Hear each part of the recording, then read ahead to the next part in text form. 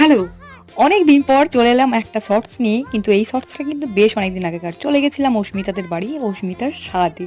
হ্যাঁ, দেখো এত সুন্দর করে সাজানো হয়েছিল। আমি যখন গেছি তখন অলরেডি ও সাধ খেতে বসে পড়েছে। আর দেখো কত সুন্দর লাগছে ওকে। এখানে কাকিমা ফার্স্টে ওকে একটু আশীর্বাদ করে দিল। আর তারপর এখানে কাকু আর বাকি সবাই ছিল। তারপর কাকিমা আশীর্বাদ করার পর ওকে ফার্স্টে পায়েস খাওয়ালো। আর তারপর একে, একে আরও সবাই খাওয়ালো। আর এই জিনিসগুলো আমি ওর জন্য নিয়ে গেছিলাম।